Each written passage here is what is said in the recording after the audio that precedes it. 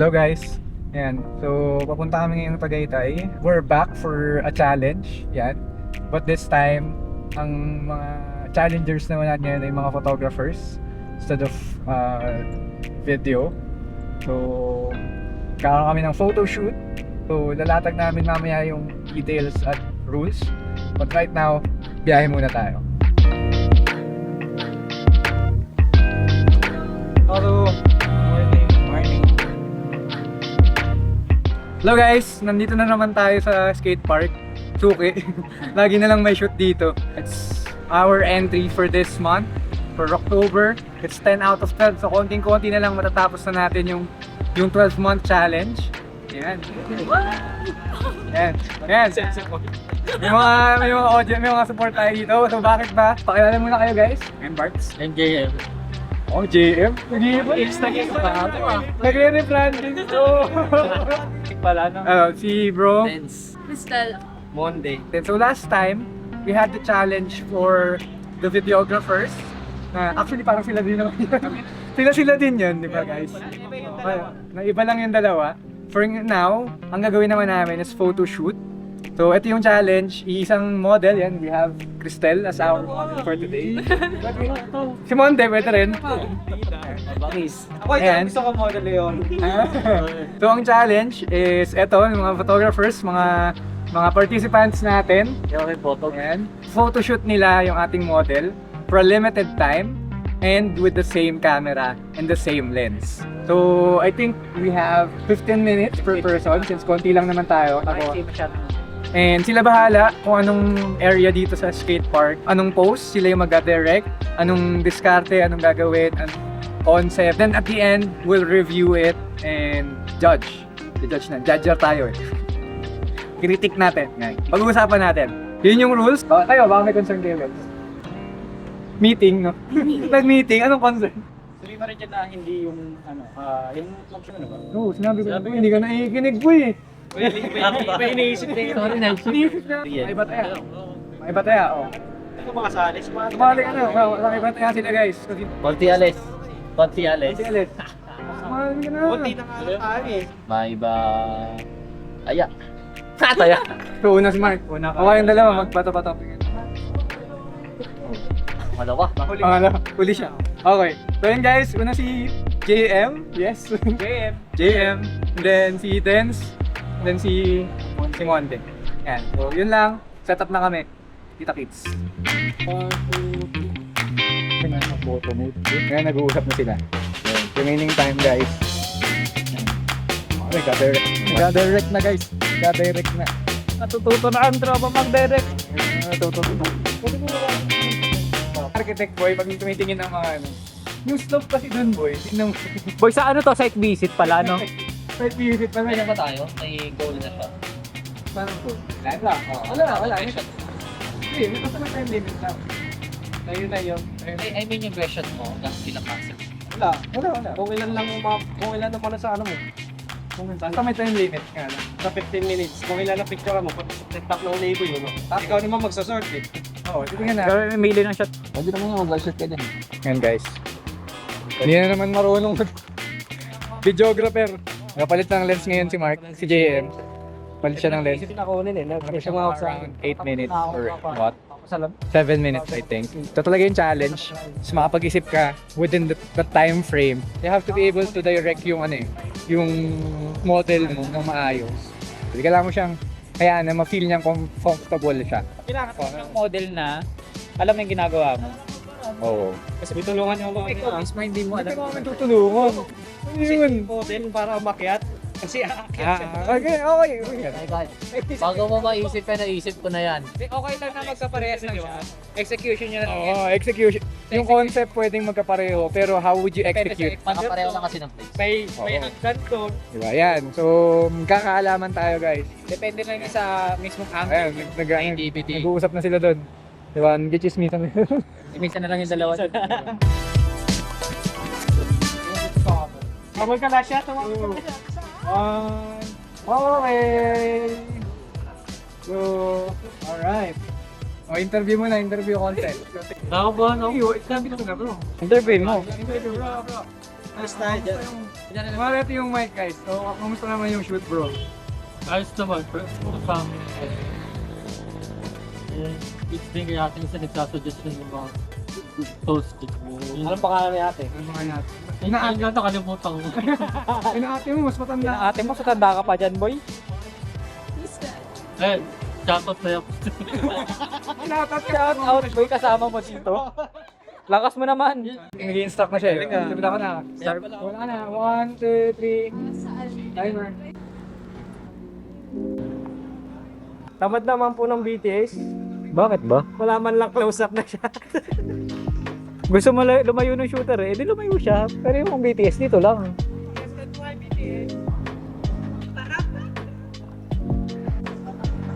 Guys, welcome to my vlog. Dahil dyan, boto nyo ako sa susunod na halalan. Anong masasabi nyo? Sige boy. Kahit 2 beses na hindi mo bumoto ako para sa'yo. Tapos ikaw lang nasa boto niya. Ikaw na nasa balota ko boy. Bakit na sila? Natupulikuan na. 25. Okay na kayo? Goods na? Okay, 25 seconds pa sila. Yes. Okay. Ayan. Pahinga mo na. Pahinga muna. 3, 2, 1, go! So, nandito po tayo. Important pala. Ayan, so, again, nandito po tayo sa skate park. Nag-uulat. So, tapos na si Dens with time left. Wow. Ano naman sabi mo, bro? Actually, first time ko siya na makapag-phone sa labas. Usually kasi parang extra lang sa merch. And then, na-apply ko din dito yung yung sa video pa. Pare-pareho lang naman sila ng content and yung style. Depende na lang sa creativity mo na nakapag-phone. Tsaka parang good thing din kay sa model kasi may experience siya. Sobrang niya talaga, photogenic niya. Kada harap sa Okay. Paano photogenic? photogenic, kada tatagilid, grabe. Sumbong kita sa mentor mo. Ayun nga, solid ang siren experience. On to the last na tayo kay Monde. Again, nag-uulat sa tabi ng skate park. Back to the studio.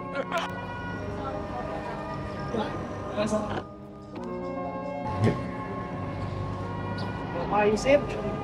Ito po mag-dito siya guys. Sa paano, ano naman.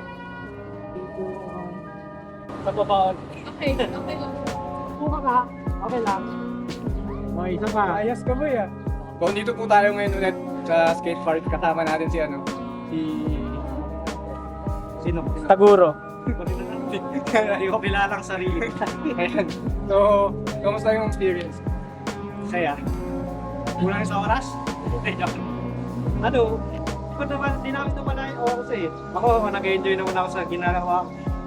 Natuwa naman ako sa mga shots. Kahit di ko nakuha lahat ng gusto ko. Oo. Ganun talaga, yung mawawala ng Oo. Malalim na lang.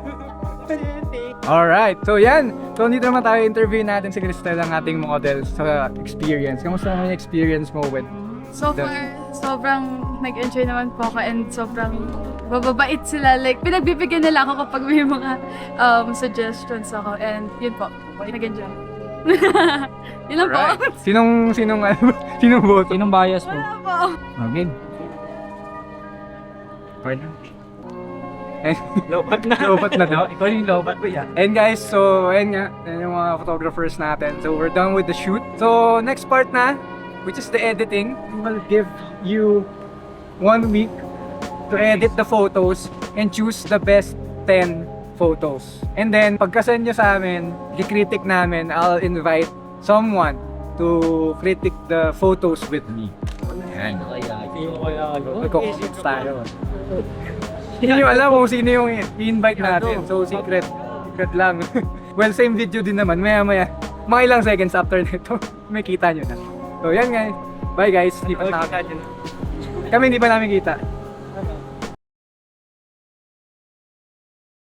Hello guys! Ayan, so nandito tayo ngayon sa courtyard sa Vermosa. Shoutout muna kay Rudolph. Thank you, brother, sa pagpapagamit ng place. Nandito tayo ngayon to critic na yung mga shots nila. So they had at least 1 week to edit the photos at pilian ng the best 10 photos yon. Hi guys, ako si Phil, ang judgmental ng arts. Yeah, I handle the film unit po sa Arts Ministry. So ngayon, judge natin yung mga shots ng mga kasama natin last time. So first up is si John Mark or si JM. Alright. Aba, si ano to? Si SM to So ito yung top 10 na niya. So actually, dalawa yung nagustuhan ko dito. Well, unang-una, yan, ito po. So, ba't ko siya nagustuhan? Kasi unang-una yung expression din ng face po talaga ni girl dito. Very, very genuine po yung ngiti po niya dito as compared sa other photos. Then, the composition niya, may leading line tayo. Actually, yung vertical lines dito, kung makikita mo, maganda kasi may vertical lines. Especially if you're empowering somebody. So, uniform po yung shot niya. May leading line ka na pataas, yung vertical lines, empowering. And gumamit din siya ng low angle na shot, which also helps din para ma-empower pa yung subject natin. Ito yung number 1 pick ko actually. But siguro bigyan ko lang din ng konting emphasis yung isa. Maganda rin siya. Itong shot na to. Although siguro ano lang. Katulad naman nung kanina. Although with this one kasi sobrang bright nung background. So nabura yung mga vertical lines niya. Tapos ito lang kasi hindi ko na-tripan yung may bata kasi sa likod. Pero it's a good it's good composition din talaga. Those two.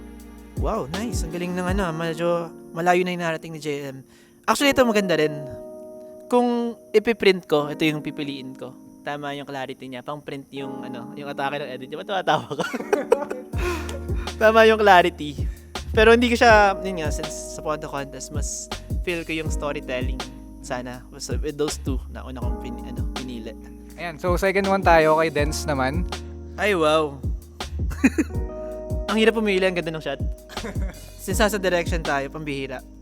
Hindi, maganda yung ginawa dito, actually. Ayun, siguro with this pa lang, una pa lang makikita niyo na agad na sa top 10 shots na to, talagang si model, confident na siya. So, na siya when you're doing a photo shoot kasi, importante rin yung bond ng photographer tsaka ng model. Kaya nga minsan ikukulitan pa muna yan para ma-strike talaga yung pose na need. With this, ang ganda ng atake legit. Pero if I were to pick my best dito, 1 tsaka yung 3. Kitang-kita mo yung direction dito ni photographer tsaka ni model. Pero the rest naman magaganda naman talaga lahat. Even tong 15 maganda siya. Pero mas gusto ko yung 1 and 3. Bakit? Si 1 parang ito yung ang daming ginamit na elements dito, kumbaga yung leading lines pa rin nandyan. Yung stairs, yung positioning niya sa rule of thirds. And magaling yung pagkaka-edit. Maganda rin yung camera kasi nag-blown out na dapat yung highlights niya, kumakita sa may cheeks niya. So okay din yung pagkaka-edit. Ang crispy nung shot. Ganda. With this one naman, yun nga like I said kanina, napakit mo si model. 'Di ba? Ang galing lang din. Tsaka ang galing kasi tama yung nila, mga ginagamit nilang angle. Ito okay din to, walking down the street. Parang siya, panoorin yung bagong Joker din. Joke lang. Parang ganun yung atake niya. Pero best, ang galing ng ng pagpili ni ni Dennis sa location. Naganap talaga siya ng madaming geographical mga shapes. Kasi malaking factor po yung yung shape sa pagko-compose ng image. And eto kahit i-black and white mo to, ang ganda pa rin ng shot So for Dennis, ayun, 1 and 3. Pero if I were to choose talaga, yung 3, yung lalaban natin. Alright. So, okay. Nakita natin yung mga comments sa kay Dance. Ngayon naman, sa last part. So, talagang mabilisan lang din, no? So, ito naman yung kay Monde. Ay, maangas to, tropa mo. Ay, maangas. Bakit may skateboard na siya? Ayun nga. Ayun. May lumapit sa kanila na nag-skateboard doon na nagandahan sa model natin. Tapos, sige, try mo may skateboard, tiramin mo. So sa kanya lang medyo bias, 'di ba? So sa kanya lang nagkaroon ng skateboard part kasi doon lang kami nakahiram. Ang birang ganda ng mga shots. Tsaka siya yung si Monde yung gumamit ng madaming kulay, ang tapang niya. Gumamit siya ng mga vivid na shots dito.